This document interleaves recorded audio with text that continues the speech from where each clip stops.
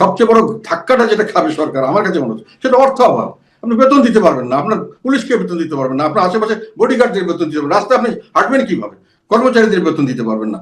আমি বলতে চাচ্ছি যে এরকম পরিস্থিতির সৃষ্টি হতে পারে বাংলাদেশে, কিন্তু এটার এবং এটা থেকে উদ্ধার করবে এই সময় এরকম কোনো অবস্থা আমি কাউকে দেখছি না। যেটা সমস্যা সবচেয়ে বড় এইসব পরিবেশে যেটা দাঁড়িয়ে যায়, দুর্ভিক্ষ হয়, গৃহযুদ্ধ হয়, এবং সেখানে মানে এই মিলিটেন্সির, বিশেষ করে এই আল কায়দা টাইপের মিলিটেন্সির উদ্ভব হয় খুব দ্রুত গতিতে, এবং এইটাই হলো বড় একটা ক্রাইসিস যেটা অলরেডি শুরু হয়ে গেছে। এবং এটা যদি হয় তাহলে বাংলাদেশ আর গাজার মধ্যে কোনো পার্থক্য থাকবে না। মানে যখন ওই মানে আশেপাশে যারা থ্রেট মনে করবে এইসব কারণে, তারা ওই গাজার মতো অবস্থা আমাদের দাঁড়িয়ে যেতে পারে। হয়তো সামনের দিকে খেয়াল করতে হবে, এবং তারপরে সমস্যার সমাধানে চাপিয়ে দিবে কারা? মানে আপনি বলতে চাচ্ছেন যে ভারত যাদেরকে আমরা আমাদের গার্জেন মেনেছি এবং যাদের কথা মতো আমরা যা আচ্ছা তা করছি এতদিন পর্যন্ত, যেমন সার্জিও গোর আসলেন, উনি আমাদের একজন বোঝা যাচ্ছে যে ওনার কথা মতো অনেক কিছু ঘটবে। আবার ওদিকে যেমন চাইনিজ ওনারা তো বলেই ফেললো যে যেহেতু ওনারা বড় ধরনের ইনভেস্টার এই দেশে, ওনারা ইনভেস্ট করবেন না এখন, বুঝা গেল। তো ওই মেসেজটাই এখন ওনারা দিচ্ছেন ওই জন্যই যে দেশ এখন একটা মহা দুর্যোগের মধ্যে আছে এবং সামনে আরো বড় দুর্যোগ অপেক্ষা করছে, যে কোনো প্রক্রিয়া হোক যেভাবেই বলেন না কেন।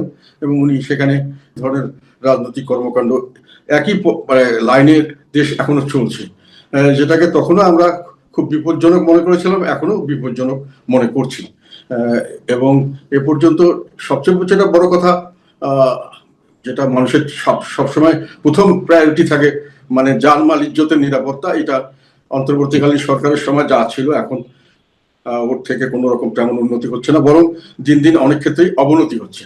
বিভিন্ন সংস্থা, টিআইবি কয়েকদিন আগে একটা রিপোর্ট দিল, প্রথম 100 দিনে 600 সামথিং 29 জন বোধহয় হত্যাকাণ্ড, আর কত জন, এগুলো সব মানে বিরাট সব নেগেটিভ নিউজ আর কি। এবং বিভিন্ন জায়গায় শিশু ধর্ষণ, বলৎকারে, মানে মানুষকে বিভিন্ন জায়গায় খুন, যখন একেবারে অরাজকতার একেবারে চরম, এবং কোন রকম কোনো নিরাপত্তা কারণে এরকমই একটা পরিস্থিতি আমরা লক্ষ্য করছি। এবং সেটা আগের থেকে কোনো অংশেই ভালোর দিকে যাচ্ছে এরকম মনে হয়নি। পরের দিকে যেটা সেকেন্ড মানুষের কনস্ট্যান্ট থাকে সেটা হলো খেয়ে পরে বেঁচে থাকার, সেখানেও বিরাটভাবে একটা ধাক্কা খাচ্ছে মানুষ। জিনিসপত্রের দাম প্রতিদিনই বাড়ছে, আর চাকরির সুযোগ সুবিধা, ব্যবসায়ের সুযোগ সুবিধা প্রতিদিন কমে যাচ্ছে। আমাদের মির্জা ফখরুল ইসলাম সাহেব তো কয়েকদিন আগে বললেন যে প্রায় ওনাদের হিসাবে, সরকারি হিসাবে 4 কোটির মতো শিক্ষিত বেকার যুবক এখন আছে। তারপরে মিল ফ্যাক্টরি বন্ধ হওয়ার খবর তো আর এটা দিয়ে শেষ করা যাচ্ছে না, প্রতিদিনই শোনা যাচ্ছে নতুন নতুন মিল কারখানা বন্ধ হয়ে যাচ্ছে গ্যাসের অভাবে, বিদ্যুতের অভাবে, নানান ধরনের সমস্যার কারণে। এবং আলটিমেটলি ব্যবসা বাণিজ্য মন্দা হয়েছে।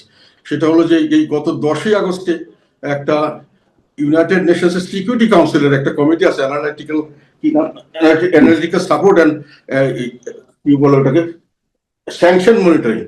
এই স্যাংশন মনিটরিং করার জন্য যে বিভিন্ন জায়গায় যে আল কায়দা বা জঙ্গি সংগঠনদের যে স্যাংশন দেওয়া, তার মনিটরিং করে অ্যানালিটিক্যাল সাপোর্ট দেওয়ার জন্য সিকিউরিটি কাউন্সিলে তারা যে অ্যাডভাইস করে, সেখানে 10ই আগস্টে তারা অ্যাডভাইসের মধ্যে একটা বড় জিনিস উঠে এসছে, সেখানে বাংলাদেশের নাম উঠে এসছে। তারা বাংলাদেশের দক্ষিণ এশিয়ার বিভিন্ন জায়গায় এটা বৃদ্ধি পাচ্ছে, বিশেষ করে ওই যেটাকে ইসলামিক স্টেট বা আল কায়দা বলে এদের নেটওয়ার্ক, এবং বাংলাদেশে সুনির্দিষ্টভাবে তারা বলছে যে এটা নেটওয়ার্ক গড়ে তোলার পরিকল্পনা চলছে এবং সেটা চলছে, কাজ এগিয়ে যাচ্ছে, এবং এটাতে তারা উদ্বেগ প্রকাশ করেছে। ফলে সামনের দিকে আমাদের যেটা একটা ইন্টারন্যাশনাল কমিউনিটির কাছে যে আমাদের একটা মানে ইমেজ, এটা ব্যাপকভাবে ইমেজ সংকট হয়েছে। যেটা আমি একটু আগে বললাম যে উগান্ডার চেয়েও আমাদের পাসপোর্ট এখন মানুষের মানে বেশি খারাপের দিকে, মানের দিকে খারাপের দিকে গেছে। বিভিন্ন দেশের লোকরা এখন আমাদেরকে দেখলেই মানে একটা আটকে ওঠার মতো অবস্থা। এবং সেই যে একটা ইমেজ সংকট, তার মধ্যে দেশের মানুষ খেতে পারছে না, চলতে পারছে না, মানুষের জীবন মালের কোনো নিরাপত্তা নেই। কাজে এইসবের থেকে পরিত্রাণের কোনো সম্ভাবনা হঠাৎ করে যে দেখে মনে করলাম না ঠিক আছে এখন আছে 2 মাস পরে ভালো হবে, এরকম কোনো দেখা যাচ্ছে না। আমি একটা জিনিস এখানে বলি, সেটা হলো বাজেটের সময়, বাজেট অ্যানালাইসিস করার সময় একটা জিনিস বলেছিলাম যে আমরা যেহেতু অর্থনৈতিক মন্দা চলছে আমাদের, সারা বিশ্বে এখন অর্থনৈতিক মন্দা, আমাদের দেশে অর্থনৈতিক মন্দা চলছে, সেখানে যে টার্গেট দেওয়া হচ্ছে, যেভাবে বাজেট করা হয়েছে, সেই বাজেটে যে মানে যেটা আর্নিং দেখানো হয়েছে, আমি বলছি এই আর্নিং তারা করতে পারবে না। 2 লক্ষ প্রায় 29 থেকে 30 হাজার কোটি টাকা মানে যে আর্ন করবে, তার চেয়ে পরিচালন ব্যয় যে সরকার চালাতে যে হয় তার চেয়ে কম আর্নিং হবে সার্বিকভাবে, এবং সেটাকে ঋণ করে মোকাবেলা করতে হবে। কাজে সরকার কিন্তু সামনে কালকে আমাদের এক মন্ত্রী, আমাদের ইকবাল হোসেন টুকু উনি বলেছেন এক জায়গায়, হয়তো কথায় বলেছেন, কিন্তু কথাটা খুব গুরুত্বপূর্ণ কথা, যে সামনের দিকে আমরা সরকারি কর্মকর্তা কর্মচারীদের বেতন দিতে পারবো কিনা সেটা নিয়ে সংশয় দেখা দিয়েছে। এবং এটা আমি বাস্তবতাই মনে করছি। আমরা বেতন কিন্তু এখনো ওনারা দিতে পারছেন না, ঋণ দিয়ে দিচ্ছেন, এবং সামনে পুরো বছর ঋণ দিয়েই তাদেরকে চালাতে হবে। এবং এই ঋণের কোনো মানে ঋণ করার কোনো জায়গা নেই। বাংলাদেশের ব্যাংকও এমন কোনো সাফিসিয়েন্ট নেই, বিদেশিরা কেউ ঋণ দিচ্ছে না, কেউ বাজেট সাপোর্ট কিছু করছেন না। কাজে সরকারকে বড় একটা ধাক্কা দিতে হবে। আমার প্রশ্ন হচ্ছে যে অর্থমন্ত্রী নিজেই বলেছেন যে অর্থনৈতিক যে নেতিবাচক অবস্থা দেশের, সেটি কাটিয়ে উঠতে 2 বছর সময় লাগবে। কেন 2 বছর সময় লাগবে? অথবা এই অবস্থায় দেশে বিনিয়োগ নেই, কর্মসংস্থান নেই, একের পর এক শিল্প কলকারখানা শাটডাউন হচ্ছে, বিদ্যুতের অবস্থা তো আমরা সবাই জানি, সেটির একটি প্রভাব পড়ছে। আহ একসাথে এত কিছু একবারে শাটডাউন হয়ে যাওয়ার কারণ কি, আপনার কি মনে হয়? এবং সরকার থেকে বলা হচ্ছে যে এর পেছনে দায়ী আওয়ামী লীগ সরকার, আওয়ামী লীগের দুর্নীতি, অবাধ লুটপাট, এগুলোকে দায়ী করা হচ্ছে, টাকা পাচার ইত্যাদি ইত্যাদি।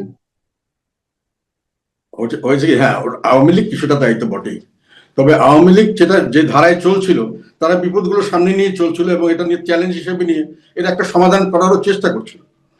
যেমন এখন যেটা যেটা বিভিন্ন সময় থেকে গেছে আর কি, যেমন উনি যেটা 2 বছর বলছে সেটা কথা বলি, উনি এটা কোনো কারণ দেখাননি, উনি একটা নিজের থেকে মনের ইচ্ছায় বলেছেন যে আগামী 2 বছরে হয়তো হতে পারে। কিন্তু উনি সুনির্দিষ্ট কোনো রূপরেখা দেননি যে 2 বছর পরে আমরা এইভাবে আমরা ইকোনমিক রিকভারিটা করবো। এখনো আমাদের অবস্থা খুবই খারাপ। আওয়ামী লীগ যেখানে সেরে গেছে, তার চেয়ে 2 বছর চলে গেছে। এই সময় অন্তর্বর্তীকালীন সরকার একেবারে যেটা আওয়ামী লীগ যেগুলো খারাপগুলোকে কাটানোর জন্য যে কতগুলো স্টেপ নিয়েছিল, এগুলোকে ওনারা স্টপ করে দিয়েছেন। এবং ওটার ফলে 2 বছর পিছিয়ে যাওয়াতে এখন এগুলোকে আবার তাল সামলিয়ে ফিরে আসে একেবারে একটা অসম্ভবের মতো অবস্থা। আমি এটা জেনে শুনে বলছি। আমি বলতে চাচ্ছি আমার যেটা ব্যক্তিগত অভিজ্ঞতা থেকে, যে গ্যাস সংকটের সামনের দিকে কমবে না, আরো বাড়বে। আর ইলেকট্রিসিটির ব্যাপারে ওরা অনেক ডাইভার্সিফাইড করেছিল। সেখানে কিন্তু ওই যে যেমন নিউক্লিয়ার পাওয়ার প্ল্যান্ট থেকে ইলেকট্রিসিটি ওগুলো দিতে আসতো এবং বিভিন্ন জায়গা থেকে বিদেশ থেকে আনার জন্য ব্যবস্থা করেছিল। ওগুলোর থেকেই কিন্তু এখন আমরা যদি করতে পারি তাহলে এগুলো চালু থাকবে। কিন্তু ওটাও এখন কোনো এই 2 বছর কোনো কাজ হয়নি, সবকিছু প্রায় স্ট্যান্ড স্টিল। কাজে energy crisis is not going to be stop very soon. আর এনার্জি ছাড়া বাংলাদেশের কোনো কিছু ইনভেস্টমেন্ট হবে না, কোনো অগ্রগতি হবে না। We are in a big mess. আর তারপরে বললাম যে টাকা পয়সা যা আছে এগুলো দিয়ে মানুষের ট্যাক্স দিচ্ছে, এই ট্যাক্সও সামনে মানুষের দিতে পারবে না, যেহেতু কোনো অর্থনৈতিক কর্মকাণ্ড নেই। ট্যাক্স দিবে কোথা থেকে মানুষ? মানুষকে জোর করে আর কিছু মানে ব্যবসা বাণিজ্য না থাকলে কোথেকে ট্যাক্স দেবে? আপনি এর মধ্যে অর্থনৈতিক পরিস্থিতির কথা তুললেন দেশের, এবং অবশ্যই আইন শৃঙ্খলা জনিত যে পরিস্থিতি সেটির কথাও তুললেন। আপনি কি মনে করছেন যে মানে যেভাবে আপনি বলছেন তাতে মনে হচ্ছে দেশ একেবারে স্থবিরতার দিকে যাচ্ছে অথবা স্থবির হয়ে আছে? বিষয়টা কি এরকম? বাংলাদেশ এখন যে পজিশন আছে, আমি উৎকণ্ঠিত। এখন আমি উৎকণ্ঠিত কি অযথা হচ্ছে এরকম মনে করার অনেক কারণ থাকতো, কিন্তু আমি খুবই অভিজ্ঞতা সম্পন্ন মানুষ। আমি এনার্জি সেক্টরে কাজ করেছি এখানে। আমি মন্ত্রী এমপি হওয়ার আগে প্রায় 7-8 বছর আমি স্পেশালি ট্রেন ছিলাম।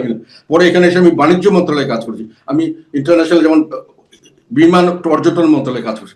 আমার কিন্তু ওয়াইড একটা অভিজ্ঞতা আছে। আমি সেজন্য এনার্জি সিকিউরিটি সম্পর্কে আমি ওই 2023-24 সালে আমি ওয়ার্ন করেছিলাম যে এনার্জি সিকিউরিটি তো সরকার কিছু কিছু ব্যবস্থা গ্রহণ করা শুরু করেছিল। ওটা সাফিসিয়েন্ট হতো কি না হতো সেগুলো সব স্টপ হয়ে গেছে, সেগুলো এখন কিছু নেই। কাজে সামনের দিকে ধপ করে এনার্জি আরো কমে যাবে। এবং বিদ্যুৎ না থাকলে আর গ্যাস না থাকলে আপনি পৃথিবীর যে কোনো লোককে আনবেন, এখানে কেউ কিছু করতে পারবে না, এখানে কোনো ইনভেস্টমেন্ট হবে না। এত কোটি কোটি মানুষ বেকার, এদের কোনো যাওয়ার জায়গা নেই।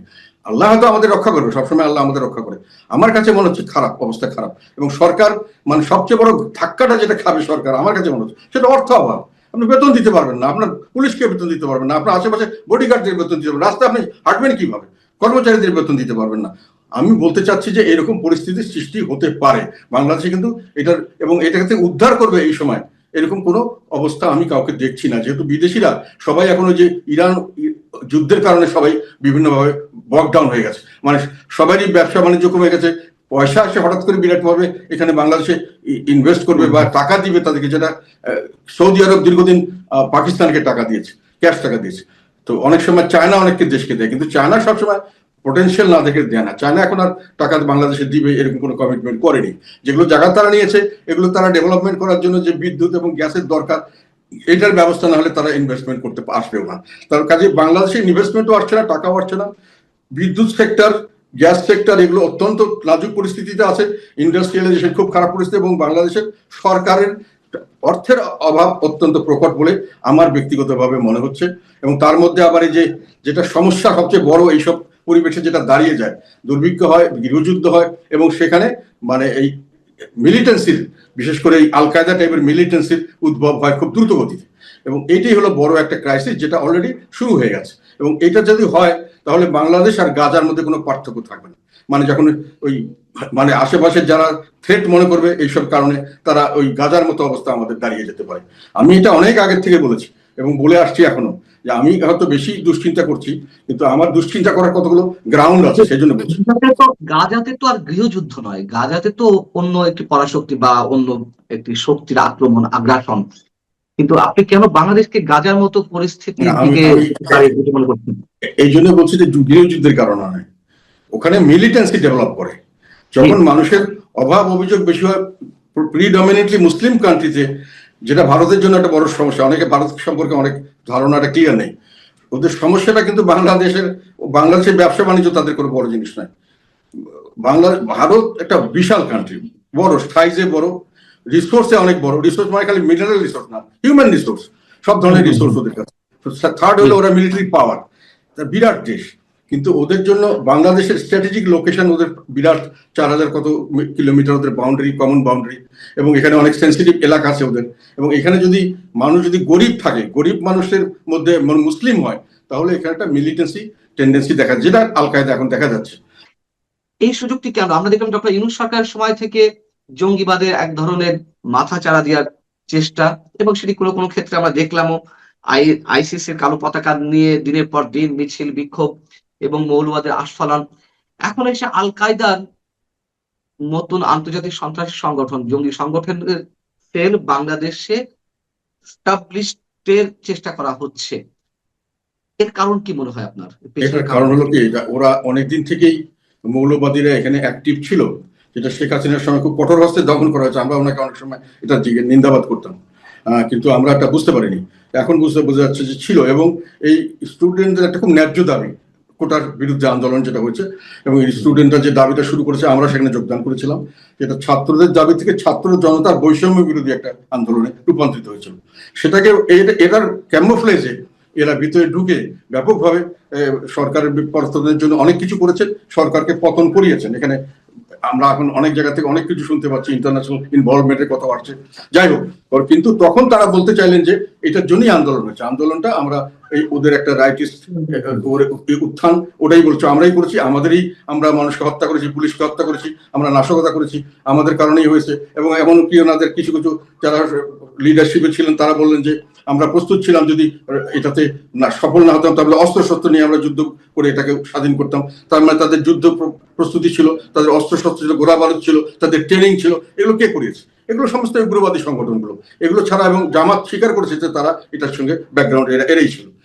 বিদেশিরা সমর্থন করলো, তারা এখানে চালু করলো, এবং সেখানে দেশটাকে ভাগ করলো সুন্দরভাবে। একটা হলো রাইটিস্ট যেটাকে বলা যায়, এবং উগ্রবাদী এবং মৌলবাদীরা এবং সাম্প্রদায়িক শক্তি, আর একটা হলো লিবারালস। আরেকটা করলো যে যারা ওই মানে শেখ হাসিনার সরকারের সময় অত্যাচারিত হয়েছে বিভিন্ন কারণে, তারা সবাই দেশপ্রেমিক। এই অত্যাচারিত লোকরা যখন দেশপ্রেমিক হিসাবে সার্টিফিকেট, দেশের রাষ্ট্রের থেকে সার্টিফিকেট পেয়ে গেল, তখন সমস্ত ধরনের এই আল কায়দা টাইপের যতগুলো সংগঠন, সবগুলোই দেশপ্রেমিক হিসাবে বাংলাদেশে অফিসিয়ালি অ্যাকসেপ্টেড হল। এবং তারপর থেকে তারা বিভিন্ন তাদের সাজা মাপ, তাদেরকে থেকে দেওয়া হলো, তাদেরকে মুক্তি দেওয়া হলো জেল থেকে, তাদেরকে খালাস করে দেওয়া হলো, সমস্ত চার্জ বাতিল করে ফ্রি করে দেওয়া হচ্ছে। এবং এরা তখন আবার একটা সুযোগ পেল, এবং এরা এই দেশটাকে, যেহেতু মুসলিম প্রধান দেশ, এবং এখানে পভার্টি, মানুষ খুব এই গরিব, সেই পভার্টির সুযোগ নিয়ে এবং ইসলামী ভাবধারাটাকে বিভিন্নভাবে তাদের মাথায় ঢুকিয়ে দিয়ে তারা একটা মিলিটেন্সি করার চেষ্টা করে, যেটা কিন্তু গাজাতেও একই জিনিস হয়েছে। সেই ভারত বিরোধী শক্তি এখন স্ট্রং বেশি, এবং সরকারও একটি শর্ত জুড়ে দিয়েছে, এরকম গুঞ্জন শোনা যাচ্ছে, যদি এটি কোনো ভিত্তি আমরা এখনো পাইনি, যে শেখ হাসিনাকে যতক্ষণ পর্যন্ত প্রত্যর্পণ চুক্তির আওতায় ফেরত না দেওয়া হবে, ততক্ষণ পর্যন্ত ভারতের সাথে নতুন কোনো সম্পর্ক নয়, বা সম্পর্কের উন্নয়নের জায়গায় নিয়ে যাওয়া নয়। আহ আপনি কি তেমনটি মনে করেন? এটা আমি জানি না সরকারকে কারা কি বুদ্ধি দিচ্ছে। আমার অভিজ্ঞতা থেকে বলছি যে এটা মানে দারুণ ভাবে সরকারকে মিসগাইড করা হচ্ছে। একটা জিনিস আমরা অনেক সময় ভুল করি। আহ, মানে কি বলবো এটাকে, আমি আমি নিজেকে ছোট করে বলতে চাই না, কিন্তু ভারত একটা বড় শক্তি, যেটা বললাম বড় দেশ, এদের বড় অনেক রিসোর্সফুল কান্ট্রি, বড় একটা সামরিক শক্তি, এবং এদের কাছে বাংলাদেশের গুরুত্ব, ব্যবসা বাণিজ্যকে যেটা আমরা বলতে চাই বাংলাদেশ, ওদের ওটা গুরুত্ব নাই। ওদের একটাই গুরুত্ব আছে যে এটা একটা ল্যান্ড যেটা স্ট্র্যাটেজিক লোকেশনে অবস্থিত, এবং যেখানে হিউজ পরিমাণে মুসলিম মেজরিটি এবং পুয়ার কান্ট্রি। এটাকে আমাদের বিরুদ্ধে যদি কেউ ব্যবহার করতে চায়, এটাকে একটা হিসাবে ইউজ করতে পারবে। এখানে যেমন আল কায়দা আসে, এরকম ধরনের সন্ত্রাসী গোষ্ঠী আসে, এরকম ধরনের সাম্প্রদায়িক শক্তি আসে, তারা আমাদের ক্ষতি করার জন্য এটাকে, এই ভূমিটাকে ব্যবহার করতে পারে। এটাকেই তাদের একমাত্র কনসার্ন, এবং তারা সবসময় চায়, আমি দেখেছি তাদের, কে কি বলে আমি জানি না, তারা চায় যে এই দেশটা তাড়াতাড়ি একটু সমৃদ্ধশালী হোক, মানে গরিব থেকে উপরে উঠুক, তাহলে আমাদের এই সংখ্যাটা থাকবে না। এখন প্রশ্ন হলো যে না, এখন যদি ভারতের ওগুলো সাধারণ প্রিপারেশন নিচ্ছে, আমরা অনেক সময় ভুল করি। ওরা কিন্তু সাধারণভাবে এটাকে একটা শান্তিপূর্ণভাবে একটা প্রসপারাস দেশ হোক, এখানে কোনো সেরকম কোনো সমস্যা না থাকুক, আস্তে আস্তে সব শিক্ষিত হয়ে উঠুক, মানুষের সম্পদশালী হোক, তাহলে এই মিলিটেন্সি এখানে খরচে আসবে না এবং ওরা সেফ থাকবে, এটা তারা মনে করে। এই জন্য তারা সহযোগিতাও করতে চায়। কিন্তু যদি কোনো কারণে তারা মনে করে যে এটা হচ্ছে না, তাহলে কিন্তু ওরা যেন সরকারের সাথে কথাবার্তা বলছে যে এটাকে যে কোনো ভাবে এটাকে থামিয়ে একটা নর্মাল পরিস্থিতিতে আনা যায় কিনা, তারা সহযোগিতা করে হাত বাড়িয়ে দিচ্ছে। আর সরকার যদি এটাকে মানে অন্য কিছু মনে করে এটার বিরুদ্ধে আচরণ করে, আমি একটা পরিষ্কার কথা বলতে চাই। আমি একটা সময় দেখেছিলাম ওই যে প্রণব মুখার্জি একবার প্রেসিডেন্ট ছিলেন, আসছিলেন উনি, বেগম খালেদা জিয়া ওনাকে একটা গন্ডগোলের সম্বন্ধে 2014 আগে বা কোনো সময় ওনাকে ডেকেছিলেন যে আমার সঙ্গে আসেন, কথা বলেন, কি করা যায়। উনি ওরা চাচ্ছিল একটা মীমাংসা করে দেওয়া, করা যায় কিনা। উনি রিফিউজ করেছিলেন, বলছেন না, আমার এখন হরতালের কারণে যাচ্ছি না। আমি পরবর্তীকালে ভারতের অনেক রাজনীতিবিদ অনেকের সঙ্গে কথা বলেছি, এরা এটাকে বিরাট ভাবে একটা অপমান মনে করছে। আমি তো কমার্স মিনিস্ট্রি ছিলাম, আমাদের সাথে ব্যবসা না করলে তাদের খুব একটা লস নাই, আমরা তাদের সাথে ব্যবসা না করলে বিশাল ভাবে লুজার হবো। এটা বললে আমি ভারতের দালাল তা নয়, আমি প্র্যাকটিক্যাল থেকে বলছি। তো যাই হোক, ওটা না, কিন্তু সেকেন্ড অপশনও তাদের কাছে থাকে, মানে যদি এটা না হয় then they will take other options, but তারা এই অপমানটাকে খুব সহজভাবে গ্রহণ করবে না, এটা আমার অভিজ্ঞতা থেকে বলছি। এবং এটা যদি ওনারা কোনো কারণে এটা এই ধরনের মত নিয়ে থাকেন যে আমরা চোখে চোখ রেখে কথা বলবো ইত্যাদি, আমি মনে করি জিনিসটা পরবর্তীকালে বর্তমান সরকারের জন্য এবং দেশের জন্য ক্ষতিকারক হতে পারে। যেমন জি এম কাদের একটি বিষয় বেশ গুঞ্জন আকারে শোনা যাচ্ছিল, যখন ভারতে নিযুক্ত মার্কিন রাষ্ট্রদূত এবং দক্ষিণ এবং মধ্য এশিয়া বিষয়ক মার্কিন বিশেষ দূত সার্জিও গোর কদিন আগে বাংলাদেশ সফরে এলেন। তিনি ওই সময় আপনার সঙ্গে বৈঠক করেছেন এবং আওয়ামী লীগের কারো কারোর সঙ্গে বৈঠক করেছেন। এই বিষয়টি আসলে কি? না, উনি এসেছিলেন, ওনার আমরা যতটুকু আমরা দেখলাম, উনি একেবারে একটা কোনো কিছু বোঝার জন্য আসেননি, বুঝে শুনে এসছেন এবং কিছু মেসেজ দিয়ে গেছেন বিভিন্ন জায়গায়, এটা আমরা যেটা বুঝতে পেরেছি। আমার সঙ্গে কথা বলার কথা হয়েছিল, অনেক সময় অনেক লেভেল থেকে বলা হয়েছিল, পরবর্তী থেকে এটা হয়নি। আওয়ামী লীগের সঙ্গেও কতটুকু হয়েছে আমি জানি না, এটা হয়তো কোনো কারণে ওটার প্রয়োজন মনে করেনি আমাদেরটা, কেননা ওনারা আমাদের সম্পর্কে ওয়াকিবহাল ছিলেন, সব বুঝে এসছেন। ওনারা যে জিনিসটি করতে চাচ্ছেন বলে আমরা বিভিন্নভাবে হিন্টস পাচ্ছি, যেটা অনেকদিন আগের থেকে ভারত বলে আসছিল যে একটা ইনক্লুসিভ পলিটিক্স দরকার, এবং নির্বাচনটা তারা ইনক্লুসিভই চেয়েছিল। যাই হোক, সেটা পরের কথা, নির্বাচন যখন হয়ে গেল, তারপরেও ইনক্লুসিভ রাজনীতি মানে সব দলকে সমানভাবে রাজনীতি করার সুযোগ দিতে হবে, না হলে স্টেবিলিটি আসবে না, এটা ছিল ভারতের কথা। পরবর্তীকালে ওই সার্জিও গোর উনি এসে যেটা বললেন, এবং ওনার বডি ল্যাঙ্গুয়েজে যেটা বোঝা গেল যে উনি মোটামুটি ভারতের সাথে, ভারত যেটা করতে চাচ্ছে ওনারা তাদের বিরোধিতা করছেন না বা তার সঙ্গে একমত, ওনারা এই ধরনের মনে হলো আর কি। আর তারপরে যেটা সবচেয়ে মজার ব্যাপার হলো যে তার একদিন পরেই বোধ হয় চাইনিজ অ্যাম্বাসেডার একটা সাংঘাতিক কথা বলেছেন, যেটা খুবই আমার কাছে মনে হচ্ছে যে এটা গুরুত্বপূর্ণ আর কি। ওটাও উনি একই কথা বলেছেন যে বাংলাদেশে এই মুহূর্তে প্রয়োজন হলো মানে স্থিতিশীলতা এবং ঐক্যবদ্ধ, মানে জাতীয় একটা ঐক্য আর কি। মানে অর্থ হলো একই কথা, যে স্থিতিশীলতা দরকার এবং স্থিতিশীলতার জন্য ইনক্লুসিভ রাজনীতি দরকার, এই কথাটা সকলেরই একই মেসেজ আর কি। তো ওই মেসেজটাই এখন ওনারা দিচ্ছেন ওই জন্যই যে দেশ এখন একটা মহা দুর্যোগের মধ্যে আছে এবং সামনে আরো বড় দুর্যোগ অপেক্ষা করছে। এটা জাতীয় ঐক্য ছাড়া এই দুর্যোগ মোকাবেলা সম্ভব না। এবং কেননা জাতীয় ঐক্য ছাড়া কোনো স্থিতিশীলতা সম্ভব না। আপনি অর্ধেক লোককে মেরে কেটে সাফ করে দিয়ে বাকি অর্ধেককে নিয়ে দেশ চালাবেন, এবং এটাও তো এক ধরনের জেনোসাইড। তারা যেভাবে বলছে সব নিশ্চিহ্ন করে দেওয়া হবে, তাদের কোনো রাইটস রাখা হবে না, তাদের কোনো ফিজিক্যালি তাদেরকে রাখা হবে না, এই ধরনের হুমকি তো দেওয়া হচ্ছে এবং কাজ করা হচ্ছে যে সামনের দিকে ইনক্লুসিভ রাজনীতি করতে হবে। এবং এটা যদি বর্তমান সরকার সহজভাবে না করেন, ভালো না করলে হয়তো চাপিয়ে দেওয়া হবে, এবং সেইভাবেই হয়তো সামনের দিকে খেয়াল করতে হবে এবং তারপরে সমস্যার সমাধানে। চাপিয়ে দিবে কারা? মানে আপনি বলতে চাচ্ছেন যে ভারত এবং যাদেরকে আমরা আমাদের গার্জিয়ান মেনেছি এবং যাদের কথা মতো আমরা যা আচ্ছা তা করছি এতদিন পর্যন্ত, মানে বড় বড় শক্তি আর কি, যারা আমাদের আশেপাশে কাজ করছেন। এটা তো আমি স্পেসিফিক্যালি বলতে গেলে এখন মানে অনেক দিন থেকে তো আমরা দেখছি, যেমন সার্জিও গোর আসলেন, উনি আমাদের একজন বোঝা যাচ্ছে যে ওনার কথা মতো অনেক কিছু ঘটবে। আবার ওদিকে যেমন চাইনিজ ওনার তো বলেই ফেললো যে যেহেতু ওনারা বড় ধরনের ইনভেস্টার এই দেশে, ওনারা ইনভেস্ট করবেন না এখন, বুঝা গেল, আনটিল আনলেস স্টেবিলিটি আসে, এবং তার জন্য তারা ইউনিটি চাচ্ছেন, এটা বোঝা গেল। ভারত তো অনেক আগে থেকে বলছেন যে আমরা ইনক্লুসিভ নির্বাচন চাচ্ছি। তো মোটামুটি এই শক্তিগুলি তো এক হয়ে গেছেন একটা ব্যাপারে, এটা আমরা যদিও পরিষ্কার ভাবে না বললেও ইনডাইরেক্টলি বা কিছুটা ক্ষেত্রে পরিষ্কারও বোঝা যাচ্ছে যে সামনের দিকে রাজনীতিকে তারা ওই দিকে নেওয়ার জন্য চেষ্টা করবেন, এবং এটা থেকে যারা চীন তো এই মুহূর্তে বাংলাদেশে ইনক্লুসিভ রাজনীতি হোক আর না হোক সেদিকে তাকাচ্ছে না, তাদের প্রভাব বিস্তার করতে চাইছে। আবার চীনকে ঠেকানোর জন্য ভারত আর যুক্তরাষ্ট্র এক হয়েছে। সার্জিও গোরের যে বাংলাদেশ সফর, সেটির অন্যতম লক্ষ্য ছিল চীনের প্রভাব মোকাবেলা করা। তাহলে ইনক্লুসিভ রাজনীতির ক্ষেত্রে ভারত এবং যুক্তরাষ্ট্র এই মুহূর্তে না হয় তাদের স্বার্থের জায়গা থেকে এক হচ্ছে, চীন কি তাদের জায়গায় একমত পোষণ করবে? এটা আমাদের কতগুলো ভুল ধারণা আর কি রাজনীতিতে।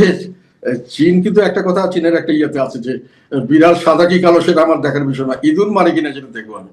মানে চীনের রাজনীতি হলো আমি ব্যবসা করতে চাই, ওই দেশের সঙ্গে আমি বাণিজ্য করব, তার জন্য পরিবেশ দরকার আমার, এবং সেটা কে করতে পারবে সেটা বড় জিনিস নয়।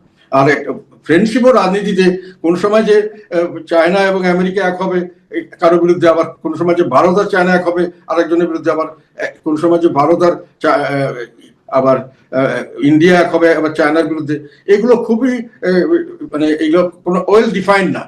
যখন যেটা পরিবেশ সৃষ্টি হয় এইভাবে ইউজ করা হয়। রাজনীতির খেলার এটি যে কেউ কোনো পার্মানেন্ট বন্ধু না, কেউ কোনো পার্মানেন্ট শত্রু না। তো আমার একটা কথা বলে, চীন একেবারে পরিষ্কার বলেছেন, চীনের অ্যাম্বাসেডারের বক্তব্য আমি যেটা ফলো করেছি, একটা সাংবাদিকদের উত্তরে উনি বলছেন যে বাংলাদেশের জন্য এখন স্থিতিশীলতা দরকার এবং জাতীয় ঐক্য দরকার, এই ধরনের একটা কথা আমি শুনেছি আর কি ওনার একটা প্রেস ব্রিফিং। চীনের রাজদূত কিন্তু, আপনি যার কথা বলছেন ইয়াং ওয়েন, চীনের অ্যাম্বাসেডর, তিনি কিন্তু আবার স্পষ্ট করে বলেছেন, বা চীনের প্রেসিডেন্ট এই ধারণা দিয়েছেন যে বাংলাদেশে অন্য কারোর হস্তক্ষেপ তারা বরদাস্ত করবে না। যে কথা তারা এর আগে কখনো এভাবে কখনো বলেনি, সেই কথা বলেছে যে, অর্থাৎ তারা যুক্তরাষ্ট্র ও ভারতকে মিন করেছে। সেটাই মিন করুক, ওনারা বরদাস্ত করবে না ওটাও বলবে, আবার বাকি সবাই এটাই একই কথা বলবে। কাজে এটা নিয়ে কোনো কিছু করার নেই। ওনারা বরদাস্ত করবেন না মানে কি, এখন বাংলাদেশ যদি কোনো কারণে আমেরিকার এগেনস্টে চলে যায় বা ভারতের এগেনস্টে চলে যায়, তাহলে কি চীন সামরিক শক্তি নিয়ে আমাদেরকে সেভ করতে আসবে? মানে এটা এরকম ধরনের মনে হচ্ছে কাউকে। মানে এই ধরনের চিন্তাগুলো খুব বাস্তবসম্মত চিন্তা নয় আর কি। এগুলো কেউ কারোর জন্য ওইভাবে যুদ্ধে নেমে পড়ে না। সেটা আমরা দেখেছি, আগেও দেখেছি। পাকিস্তানের সঙ্গে যখন বাংলাদেশ স্বাধীনতা সংগ্রামের সময়, তখন তো আমেরিকা ওদের সঙ্গে ছিল, চীনও ওদের সঙ্গে ছিল, তারপরেও তো ঘটনা ঘটেছে আর কি। কাজেই ওইভাবে সামরিক ভাবে হস্তক্ষেপ সরাসরি করা কোনো দেশের পক্ষে এত সহজ নয়। আর কেনই বা করবে? তারা ব্যবসা করতে চায়, ব্যবসা হলেই হলো। আপনার ব্যক্তিগত একটি অভিমত চাই যে শেখ হাসিনা ফিরে আসার ঘোষণা দিয়েছেন ডিসেম্বরের মধ্যে, আপনি মনে করেন পসিবল, মানে তিনি ফিরে আসবেন? It is not only possible, এটা আমার ব্যক্তিগত অ্যাসেসমেন্ট, ইট ইজ এভিডেন্ট, এবং ইট ইজ ওনার জন্য এটা হচ্ছে কোনো সেকেন্ড কোনো অল্টারনেটিভ নেই। উনি, আমি রাজনীতিবিদ হিসাবে বলছি, ওনার রাজনীতি আমি যতটুকু দেখেছি, এবং ওনার কোনো অল্টারনেটিভ নেই। মানে একটা হুলস্থুল একটা অব্যবস্থা চলছে দেশে এখন, এগুলোর থেকে দেশের মানুষ এমনিতেও অ্যাগ্রিভড, বিভিন্নভাবে তারা খুশি না। এখন খুশি না হলে যেটা হয়, সকলের দোষটা গিয়ে পড়ে সরকারের কাছে, সরকার দায়িত্ব নিছে, বড় বড় কথা বলেছে, এখন আমাদের এই অবস্থা কেন? তখন মানুষ হই হই করে মাঠে নেমে পড়ে।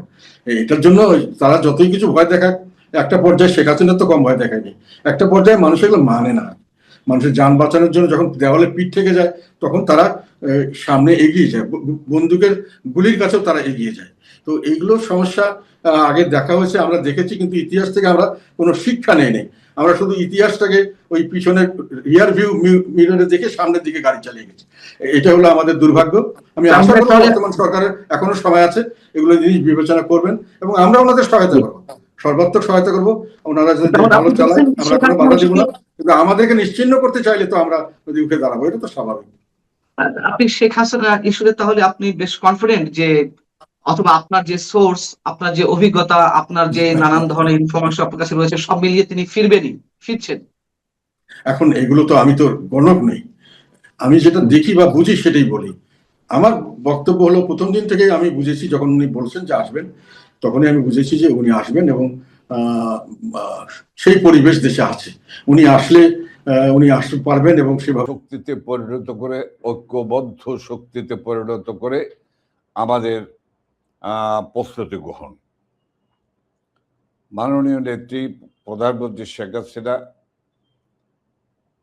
বাংলাদেশের 18 কোটি মানুষের আশা আকাঙ্ক্ষা পূরণের জন্য তিনি বাংলাদেশে ফিরে যাবার সময় ঘোষণা করেছেন। ডিসেম্বরের মধ্যেই তিনি যাবেন। দেখুন, নবনেতা চৌধুরী, বঙ্গবন্ধু রক্ত যার ধমনীতে প্রবাহিত, যে রক্ত কোনোদিন প্রভাব মানে না, সেই রক্তের উত্তরাধিকার কিন্তু শেখ হাসিনা।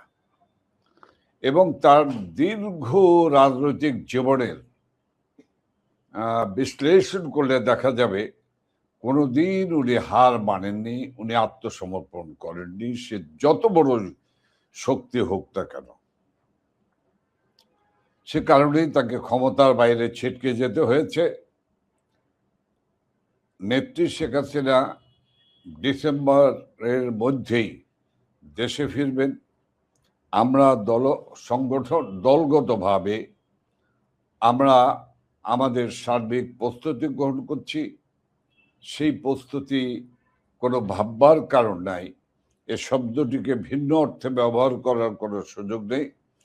এই প্রস্তুতি হলো 1981 সনে আমাদের নেত্রী বঙ্গবন্ধু কন্যা শেখ হাসিনা যেমন দেশে ফিরে গিয়েছিলেন, আমরা শান্তিপূর্ণ ভাবেই, আমরা রাজনৈতিকভাবেই জনগণকে সাথে নিয়ে তাকে সম্বর্ধিত করেছিলাম, সাদরে গ্রহণ করেছিল বাংলাদেশের মানুষ।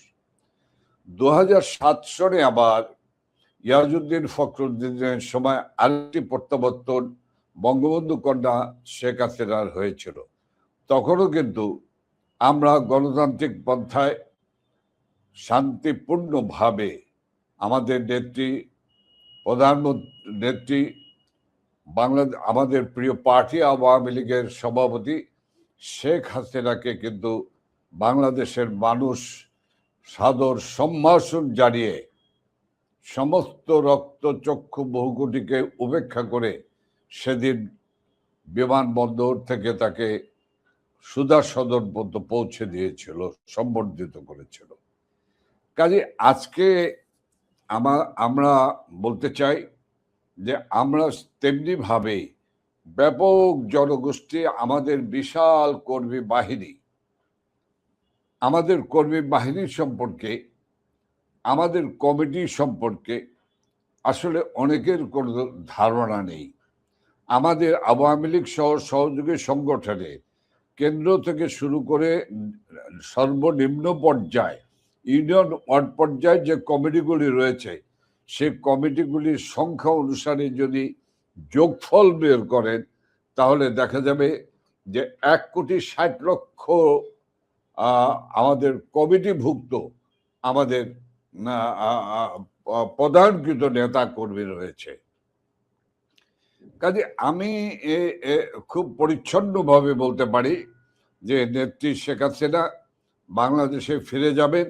বাংলাদেশের মানুষ কিন্তু অধীর আগ্রহে অপেক্ষা করছে ওনাকে সাদরে গ্রহণ করার জন্য, সাদর সম্ভাষণ জানার জন্য। কারণ একাশি আমার সনের আমি এর সঙ্গে একটু যুক্ত করি, আপনারা কবে ফিরবেন বলে ভাবছেন? আপনারা কি আগে ফিরবেন, মানে তার ফেরার আগে কোনো দল যাচ্ছেন কিনা আপনারা? আর আমরা যে শুনছিলাম আওয়ামী লীগ দল হিসেবে একদম ভেঙে চুরে পড়েছে, যদিও এর কোনো নমুনা দেখি নাই, মানে দলে দলে গিয়ে বিএনপিতে জামাতে যোগ দিচ্ছে তার কোনো উদাহরণ হয় নাই। এগুলো অনেকে ভবিষ্যৎবাণী করেছিলেন যে এমনটা হবে, কিন্তু মানে আপনাদেরকে কারো পছন্দ না, শেখ হাসিনা ছাড়া আসলে আর কাউকে, মানে আপনারা যারা শীর্ষ নেতৃবৃন্দ আছেন কাউকে নেতাকর্মীরা আর পছন্দ করছেন না। স্থানীয় তৃণমূল কর্মীরা আওয়ামী লীগের ভীষণভাবে বিক্ষুব্ধ আপনাদের মতো সাবেক এমপি মন্ত্রীদের নিয়ে, এসব শুনছিলাম আমরা। এবং আরেক দল তো বহু বছর ধরেই বলে আসছেন যে শেখ হাসিনা সবার উপরে থাকলে, নেতৃত্বে থাকলে আওয়ামী লীগের আর কোনো আশা নাই। কিন্তু আপনারা মানে দলের ওপর এই আস্থা বিশ্বাস এবং এই 1,60,00,000 বললেন, মানে এই বিরাট কর্মী বাহিনীকে আপনারা সংগঠিত করে ফেললেন কি করে এত মামলা হামলার মধ্যে? দেখেন, এটি আওয়ামী লীগ, এর নামে হলো আওয়ামী লীগ। আওয়ামী লীগ যখন সংকট সমস্যায় পড়ে, প্রতিকূলতায় পড়ে, তখন আওয়ামী লীগের সর্বস্তরের নেতাকর্মী এক অবিশ্বাস্য ঐক্যবদ্ধ হয়ে যায়। আপনি যে কথা বলেছেন ওই কথাগুলি আমি আবার আমার মুখে আনতে চাই না। এই বিষয়গুলি আপনার আমার চেয়েও কম জানা নাই, যে কি কি কথাগুলো এসেছিল, কি কি কথাগুলো আনা হয়েছিল। সব কিছুকে কিন্তু ম্লান করে দিয়ে, ছুঁড়ে ফেলে দিয়ে, এটিকে গল্প, এটিকে প্রলাপ, আমি পাগলের প্রলাপ বলবো না, প্রলাপই বলবো, যে এগুলি প্রলাপে পরিণত হয়েছে। কাজে আজকে বাংলাদেশের যে চেহারা, এই দলটি নিষিদ্ধ করেছে, আপনি জানেন।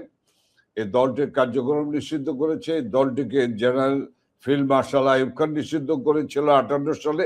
এই দলটিকে 71-এর 25শে মার্চ রাতে যখন বঙ্গবন্ধু চূড়ান্ত ঘোষণা দিয়েছিলেন, তারপরে 71-এর 26শে মার্চ কিন্তু জেনারেল ইয়াহিয়া খানও নিষিদ্ধ করেছিল। কিন্তু এই দলটি হলো সেই দল যে জেনারেল আইয়ুব খান নিষিদ্ধ করেছিল, নিশ্চিহ্ন করতে পারেনি। জেনারেল আইয়ুব খান নিশ্চিহ্ন হয়ে গিয়েছিল। জেনারেল ইয়াহিয়া খান নিষিদ্ধ করেছিল এই বাংলাদেশ আওয়ামী লীগের নেতৃত্বে বাঙালি জাতি এক নূতন দেশ তৈরি করেছে, স্বাধীন করেছে সশস্ত্র যুদ্ধের মধ্য দিয়ে। আমি নবনীতা একটি বিষয় আমি বলে রাখতে চাই। আপনি যে বিষয়টি বলছেন সে বিষয়টি হলো যে আমাদেরকে আমরা কিন্তু কোনো সশস্ত্র রাজনীতি আমরা কখনোই করিনি। আওয়ামী লীগের ইতিহাসে আপনি কখনো দেখবেন না। আজকেও বাংলাদেশ সেই জায়গায় এসে বিভিন্ন ধরনের বোমা বর্ষণ করা হচ্ছে। এই আপনার সঙ্গে যুক্ত হব বসেছিলাম, এমন সময় খবর এসেছে যে চট্টগ্রাম পোর্টে একটি এলএনজি শিপের রিপেয়ার করার সময় সেখানে বিস্ফোরণ হয়েছে এবং ঘটনাস্থলে 7 জন নিহত হয়েছে। তো আমরা যে বিষয়টি আপনি জায়গাটিতে আপনি আলোচনাটি রেখেছেন, সে জায়গাটিতে আমি বলতে চাই, আপনি যা জানতে চেয়েছেন, আমরা ইনশাল্লাহ নেত্রীর যাওয়ার দিন, তারিখ, ক্ষণ ঘোষণার সঙ্গে সঙ্গেই, তার আগেই নেত্রী আমাদেরকে নির্দেশনা দেবেন যে তোমরা চলে যাও। এবং আপনাকে আমি বলে রাখি, বিভিন্ন দেশে যে যে ছড়িয়ে ছিটিয়ে রয়েছে, সবাই কিন্তু তৈরি হয়ে আছে দেশের দিকে রওনা হওয়ার জন্য। আমাদের সঙ্গে যোগাযোগ করছে, আমাদেরকেও পছন্দ করুক বা নাই করুক, এটি হলো বাস্তবতা যে আমরা মাননীয় নেত্রী নির্দেশনায় আমরা 5ই আগস্টের পর থেকে দলটিকে পুনর্জাগরণের চেষ্টা করেছি। এবং বিশ্বাস করুন, যে নেতা কর্মীরা, আমি তো মন্ত্রী ছিলাম দুবার, আমি বিশ্বাস করি যে নেতা কর্মীরা আমাদের দরজায় আসেনি কোনোদিন, আমাদের সাক্ষাৎ পায়নি, এ কথা বলতে আমার কোনো দ্বিধা নেই। সেই নেতা কর্মীরা কিন্তু ঝাঁপিয়ে পড়েছে। আপনাকে একটি কথা বলে রাখি, আপনার সময় কম, কিন্তু তারপর বলে রাখি, এই যে আমার নির্বাচনী এলাকা ঢাকা 13 মোহাম্মদপুরে মিছিল হলো, নূতন কমিটি হলো, শপথ নিল, মশাল মিছিল করলো, তারপরে মিছিল হলো, তারপরে মিছিল হলো, তারপরে শোক র্যালি হলো এবং সেখানে গ্রেপ্তার হলো।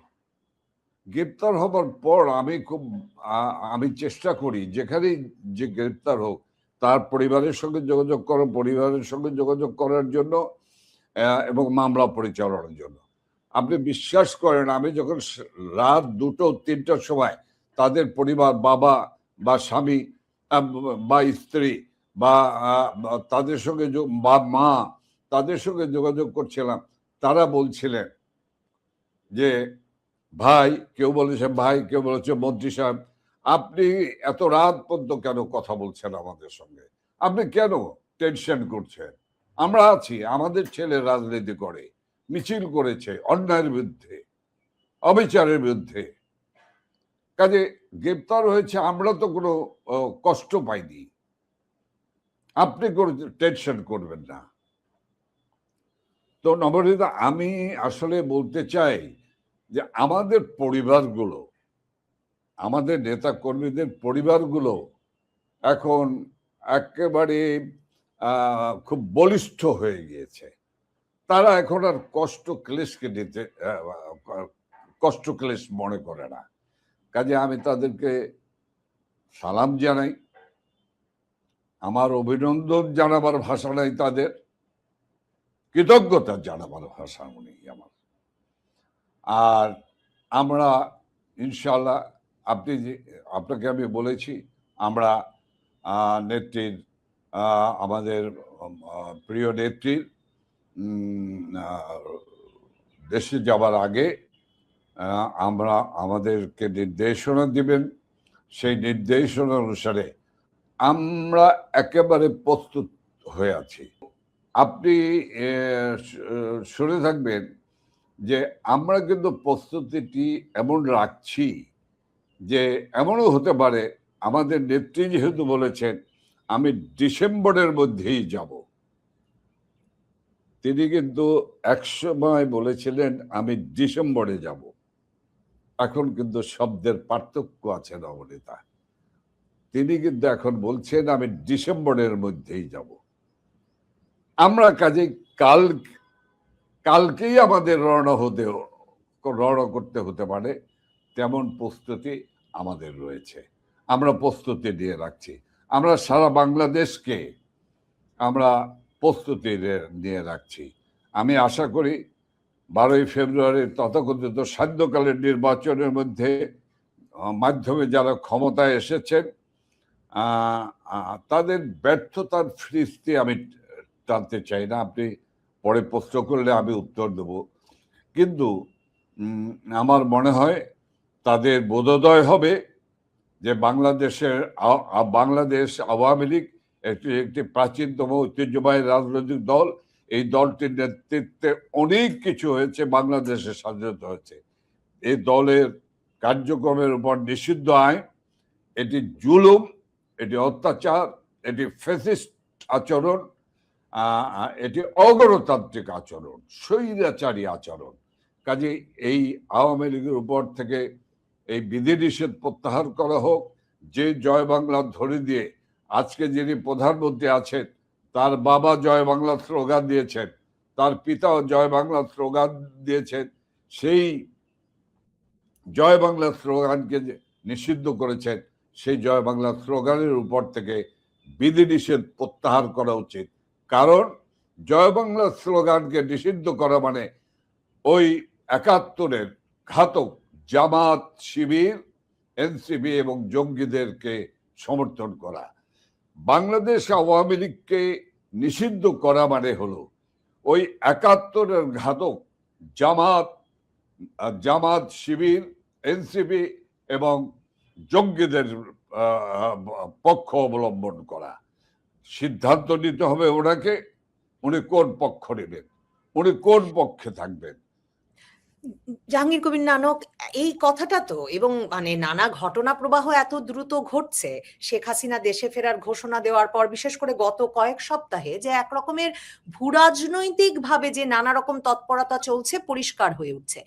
ভারতের বিভিন্ন সাংবাদিকদের বিশ্লেষণ, ভারতের সংবাদ মাধ্যমের আলাপ, নানা সূত্রে যেসব খবর পাওয়া যাচ্ছে তাতে সার্জিও গোরের ঢাকা সফর, তারপর ভারতের গোয়েন্দা প্রধানের ঢাকা সফর, এমনকি এই যে দীনেশ ত্রিবেদী বাংলাদেশে নিযুক্ত ভারতের রাষ্ট্রদূত, তিনি অবশেষে 2 মাস পরে তারেক রহমানের সাক্ষাৎ পেলেন, আমাদের প্রধানমন্ত্রী। তারপর প্রধানমন্ত্রী তারেক রহমানের সাক্ষাৎ পাওয়ার পরই তিনি গিয়ে ভারতের প্রধানমন্ত্রী নরেন্দ্র মোদীর সঙ্গে একেবারে একান্ত বৈঠক করলেন। এবং তারপর থেকে ভারতের সংবাদ মাধ্যমগুলো কিন্তু লিখতে শুরু করেছে যে বাংলাদেশের প্রধানমন্ত্রী তারেক রহমান এ মাসের শেষে দিল্লি সফরে যাবেন। এবং অনেক সংবাদ মাধ্যম লিখতে শুরু করেছে যে এর পরপরই শেখ হাসিনার দেশে ফেরার ব্যবস্থা হচ্ছে, এবং ভারত সরকার শেখ হাসিনার পূর্ণ নিরাপত্তায় দেশে ফেরার জন্য নানা রকম চাপ প্রয়োগ করছে বাংলাদেশ সরকারের উপর। মার্কিন যুক্তরাষ্ট্র সেই বিষয়টিকে সমর্থন করছে। এসব মিলিয়েই কি আপনারা একরকমের বুঝতে পারছেন যে দেশে ফেরার জন্য একটা অনুকূল পরিস্থিতি সৃষ্টি হবে? তারেক রহমানকে শেষ পর্যন্ত আওয়ামী লীগের কার্যক্রমে নিষেধাজ্ঞা তুলে নিতে হবে? মানে আপনারা যে দেশে আছেন সে দেশের দিক থেকে অনেক রকম তৎপরতা টের পাচ্ছেন আপনারা? না দেখেন, সেটি আমরা যে দেশে আছি সে দেশের আভ্যন্তরীণ রাজনীতি বা ফরেন পলিসি ব্যাপার, আমি সেই ব্যাপারের এই স্পর্শকাতর বিষয়ে আমি কথা বলবো না। আমি শুধু বলবো যে আওয়ামী লীগ আমাদের প্রাণপ্রিয় নেত্রী শেখ হাসিনা, আপনি হিসেবটি মিলিয়ে নেন, দেখবেন এইসব তৎপরতা এই কিছুদিনের মধ্যে তো একটা ব্যাপক তৎপরতা হলো। তার বহু আগে কিন্তু আমাদের প্রাণের নেত্রী শেখ হাসিনা ঘোষণা দিয়েছেন যে আমি বাংলাদেশে যাবই, বাংলাদেশের মানুষের কাছে আমি যাব, বাংলাদেশের মানুষ ভালো নেই, তাদের কষ্ট আমি আর নিতে পারছি না, আমি ফিরে যাব। কাজে এই দুটি বিষয় হলো, একটি হলো আমাদের দলীয় ব্যাপার, আমাদের নেত্রীর সিদ্ধান্ত, আরেকটি হলো আমরা যেখানে আছি তাদের ফরেন পলিসি বা তাদের কূটনৈতিক কার্যক্রম, এগুলি হলো তাদের বিষয়। আমরা সে বিষয়ে আমরা কথা বলবো না, স্পর্শকাতর বিষয়ে আমরা কথা বলতে চাই না, বলা ঠিক হবে না। তো নবনীতা, আমি বলবো যে এই দলটি জনগণের উপর, জনগণের শক্তিতে বলিয়ান হয়, জনগণের উপর আস্থা রেখেই কিন্তু আমাদের নেত্রী শেখ হাসিনা দেশবাসীকে, বিশ্ববাসীকে বলেছেন যে আমি ডিসেম্বরের মধ্যেই দেশে যাব। আপনি জানেন যে দিল্লিতে যে সাংবাদিক সম্মেলন হলো ফরেন করেসপন্ডেন্স ক্লাবের, কি হয়েছে এটি নিয়ে, কত নোংরামি করেছে ক্ষমতাসীনরা এবং সাম্প্রদায়িক অশুভ শক্তি। কিন্তু সর্বশেষ বর্তমান সরকারের পররাষ্ট্রমন্ত্রীও খুব ন্যাক্কারজনক একটি স্টেটমেন্ট দিয়েছে। তো কিন্তু তারপরেও তো আমাদের নেত্রী শেখ হাসিনা, নির্ভীক নেত্রী শেখ হাসিনা, তিনি কিন্তু সেই প্রেস কনফারেন্স করেছেন। এবং দেখেন, this is the first time যে তার সন্তান সজীব অজের জয় 5ই আগস্টের পর, this is the first time যে এক মঞ্চে এক জায়গায় একত্রিত হয়ে কথা বলেছেন, মেসেজ দিয়েছেন দেশবাসীকে। তো আমি বলবো যে আসলে ক্ষমতাসীনদের কে বুঝতে হবে এই ভারত জুজু এ দেখে বহু রাজনীতি হয়েছে বাংলাদেশে। আমরা দেখেছি এটি খুনি মোশতাক, ডালিম, শাহরিয়াররা যখন ক্ষমতায় এসেছে তখনও ভারত বিরোধী জিকির করেছে। তারপরে জিয়াউর রহমান যখন ক্ষমতায় এসেছে জিকির করেছে, আবার পদলেহন করেছে। আবার তারপরে জেনারেল এরশাদ ক্ষমতায় এসেছে, ক্ষমতা দখল করেছে, ভারত বিরোধী কথা বলেছে। এটি একটি কেমন জানেন, সরি আমি এক্সকিউজ চেয়ে দিচ্ছি, শিপন শাড়িটি কলকাতা থেকে কেনা, কিন্তু ভারতের বিরুদ্ধে আপনি বলছেন।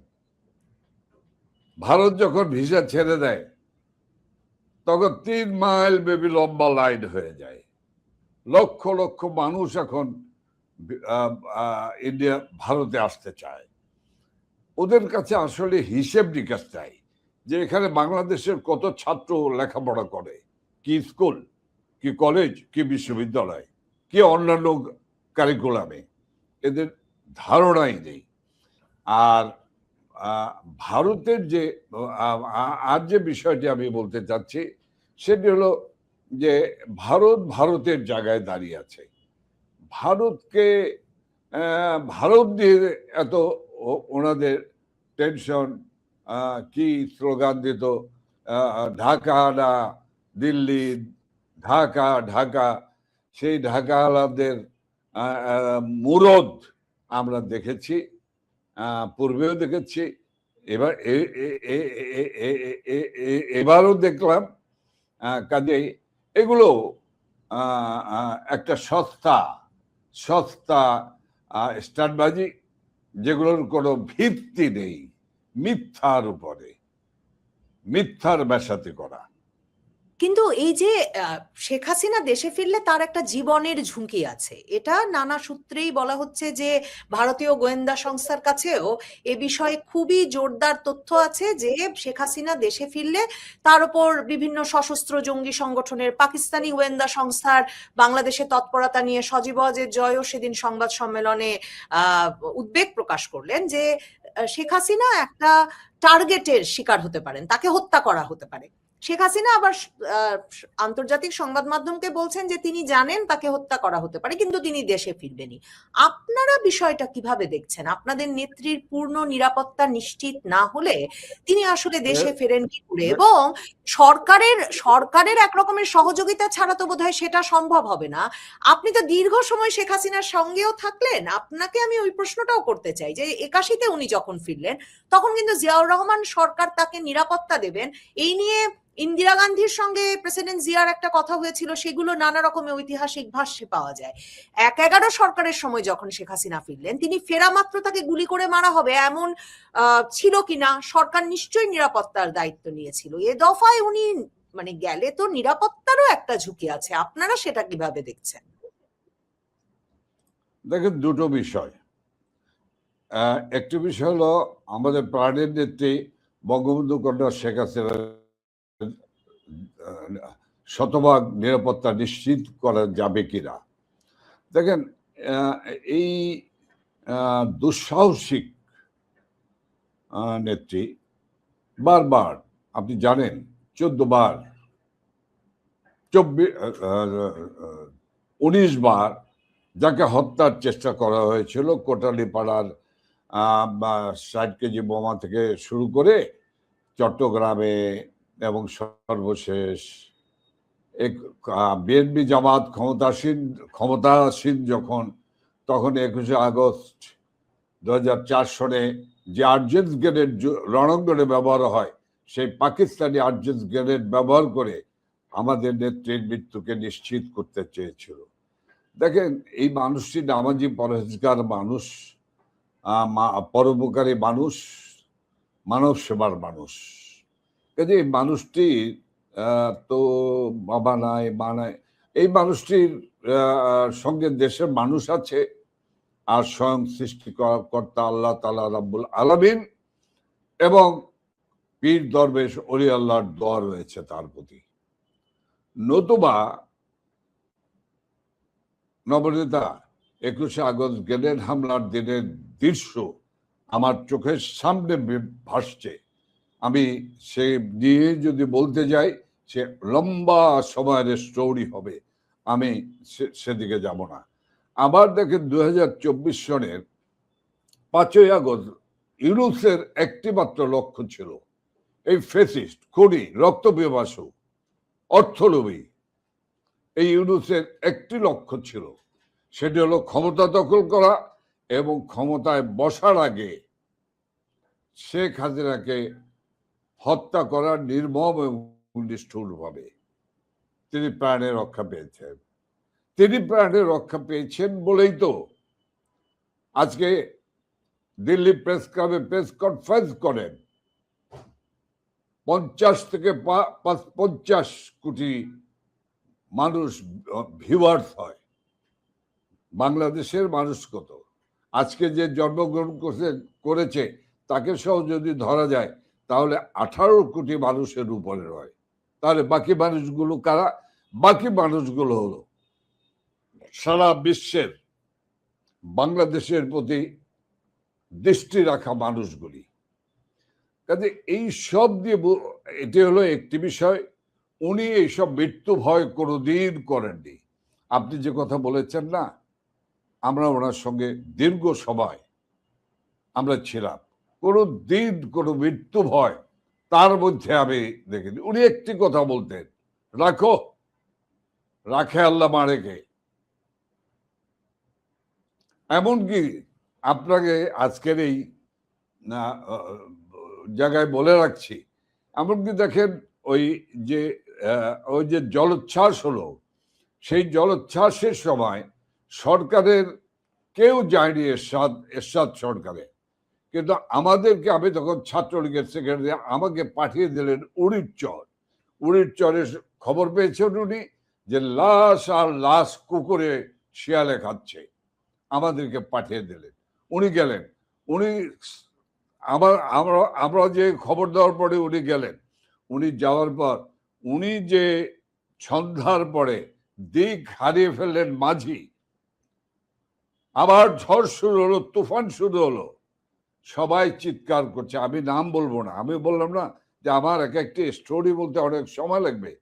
উনি শাড়িটি টান দিয়ে কোমরে দিয়েই, মানে হঠাৎ নৌকাটি উপরে উঠে থাপ করে বাড়ি দিয়েছে, টাস করে শব্দ হয়েছে, মনে হয়েছে যেন নৌকাটি ফেটে গিয়েছে, ট্রলারটি ফেটে গিয়েছে। উনি দাঁড়িয়ে, মাঝি প্রধান মাঝি যার হাতে বইটা, সে চিৎকার করে উঠছে। আর এই দুঃসাহসিক নেত্রী কি বলেছে জানেন? ধরেন আপনি বইটা, কিচ্ছু হবে না, আল্লাহ আছে, যার কেউ না আছে তার আল্লাহ আছে, এতিমের আল্লাহ আছে। আমরা তারপরে কিন্তু আস্তে আস্তে আস্তে করে গেলাম, অনেক ঘটনা, যাই হোক সেগুলো বলা যাবে না, সময় নেই, বলে রেখে যাব।